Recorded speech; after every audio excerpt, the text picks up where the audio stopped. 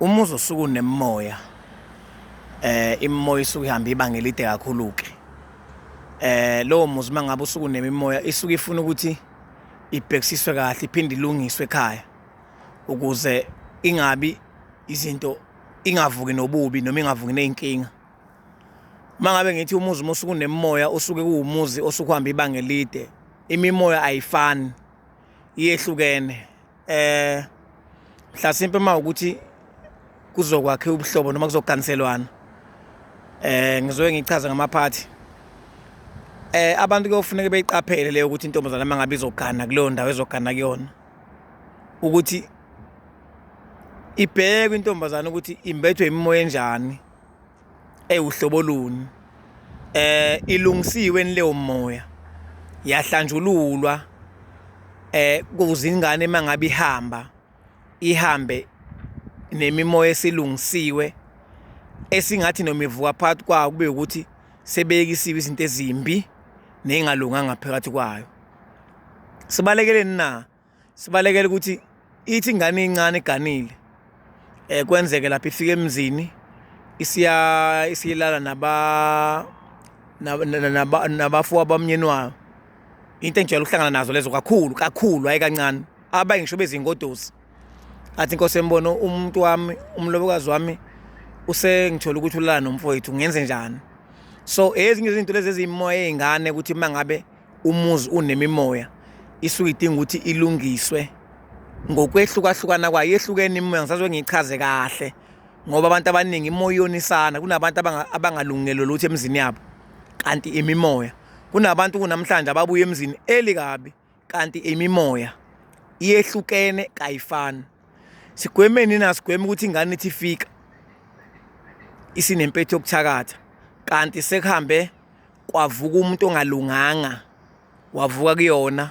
wayinamathela ngoba akakayekiswa ukuthakatha. Sekuhambe kwavuka umuntu wakhona oyihamba iqomela safuthi isiyawuthi ugane umuntu oseyintombi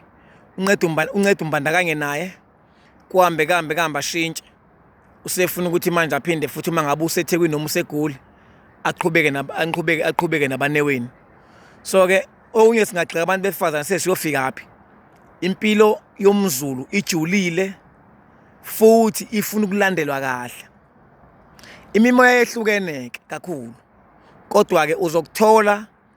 konke ngokwehlukahlukana kakhona mangabe uzovakasha ku-YouTube kwi-00 kwinkosi embono 002 ufika usubscribe laphana wenze sure ukuthi subscribe bese uzipha isikhathi uyalalela ngizolokho nje ngiwafaka ngokwehlukahlukana kwakhona kwemimoya ngoba imimoya isazobonisa kakhulu abantu abayinaki khona imimoya engafani neyabanye khona imimoya engafani khona esuka ifuna ukuthi umuntu ahambiswe nayo khona esuka ifuna ukuthi ihlanjululwe khona esuka ifuna ukuthi alungiselwe kubo konke imimoya kayifani. So ngisekutheni ke anilibheke kahle udaba lwengane ngaphambi kokuba igane ithola umendo ukuthi kukhucululiwe la ekhaya ukuze ngabe sekuzovuka abantu abangalunganga ngoba phela mangabe umuntu ephila empilweni likhona lelibi idlozi lenzisa into umuntu into ewrong elenzisa umuntu into engalunganga elihamba livuke kuyena livuke ngokungafanele. So lento nje imimoya ibucayi kukhona abahlukana ngisho nokuthi umuntu wesifazane ungenwe kakhulu abantu abangamakhehle sebehlule ukuthobeka bethobekele kulowo wesilisa ukuthi cha kahle phela senithola umuntu usethola umuntu manje sicela nihlonipheke nifike nikwazi ukuthi nihlangane nemoya yakhe lapha lo wesilisa nithobe ngoba yena ungowesifazane lo muntu uyogana thothi yonke lo mcimbi siyayishiwo ngayenziwanga siyafika ingane lapha nisifika isiyona ephethe isinezinto eziningi ezenzakala ngesimo semimoya engakwazanga ukulungiswa yahlanganiswa yalungiswa kahle.